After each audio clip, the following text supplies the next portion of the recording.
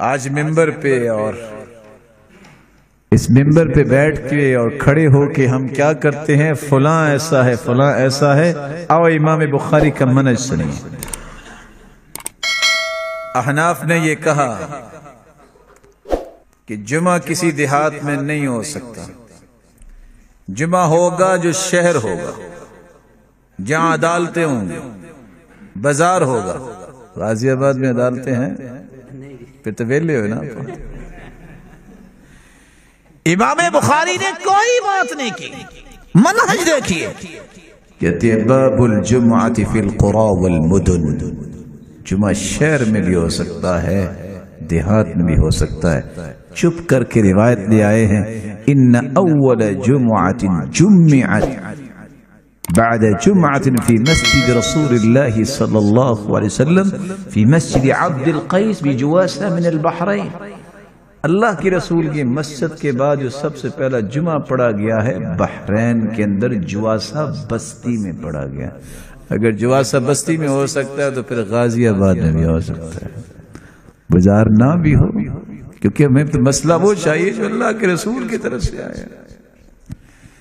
مالکیوں نے کہا کہ جمعہ ہر ایک پر فرض ہے، امام بخاری نے کچھ نہیں کہا۔ کہتے باب رخص ان لم يحضر الجمعہ، جو جمعے میں حاضر نہیں ہوتا رخصت کس کس کے لیے؟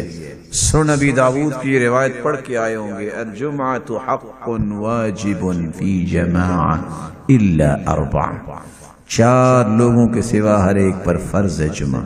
وہ چار لوگ کون ہیں؟ المرأة عورت، الصبی بچہ، المسافر مسافر، والمریض اور بیمار۔ روایت پیش کی ہے، جھگڑا نہیں کیا۔ شفاعی کہنے لگے جب تک 40 بندے نہ ہوں جمعہ نہیں ہوگا۔ قاری صاحب 40 ہوتے ہیں جب جمعہ شروع کرتے ہیں؟ ماشاءاللہ، پھر تو موج ہوگی، کیونکہ بعض مسجدوں میں تو 40 نہیں ہوتے نا۔ امام بخاری نے باب باندھا ہے، باب اذا نفر الناس عن الامام فی صلاة الجمعہ فصلاة الامام ومن معه جائزہ۔ اگر بندے اٹھ کے چلے بھی جائیں نا تو جتنے بھی بیٹھے ہوں گے جمعہ ہو جائے گا۔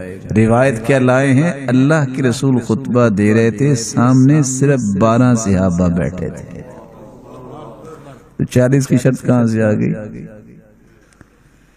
حنابلہ کہنے لگے کہ جمعہ زوال سے پہلے ہوگا۔ امام بخاری نے باب باندھ دیا، باب الجمعۃ اذا زالت الشمس، جمعہ جو ہے یہ زوال کے بعد ہوگا۔ ساتھ قصہ لیا ہے کہ صحابہ جمعے کے دن قیلولہ بعد میں کرتے تھے، عام دنوں میں قیلولہ زور سے پہلے ہوتا ہے۔ اور ساتھ یہ فرمایا کہ ایک صحابیہ چکندر بنایا کرتی تھی اور صحابہ کی دعوت کیا کرتی تھی۔ منہج ہے، آپ کسی کو برا مت کہیں، دلائل پیش کریں۔ آپ کی محبت کا وزن یہ ہے کہ آپ اللہ کی رضا کے لیے ہر ایک مسلمان سے محبت کریں، لڑائی اور جھگڑے اور فساد کی بجائے دلائل پیش کریں، اور آپ فارغ ہیں، اللہ کے ہاں آپ کا اجر لکھا جائے گا۔ یہ آپ پہ کوئی واجب نہیں ہے کہ آپ دین سمجھاتے سمجھاتے ہی بہت بڑے فساد مچا دیں، یہ دین نہیں ہے۔ اللہ ذوالجلال سے دعا ہے، اللہ ذوالجلال امام بخاری کو کروڑ رحمتوں سے نوازے۔ سچی بات یہ ہے، اس قدر خوشی ہوتی ہے یہ بہاریں دیکھ کر، دل کی اتھا گہرائیوں سے میں دعا گو ہوں، مولا کریم ان علماء کرام اللہ ان کو لمبی زندگی عطا فرما، اور ان برادران کو اللہ تعالیٰ بہت ہی برکتوں سے نوازے، قوتوں سے نوازے۔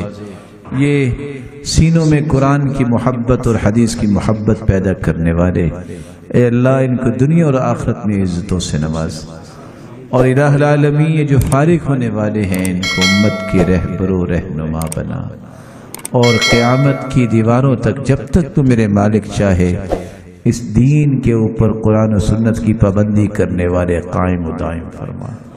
الہ العالمین جس طرح تیرے گھر میں جمع ہے، اے اللہ ان سب کو جنت الفردوس میں جمع فرما، اپنے محبوب کی رفاقت نصیب فرما۔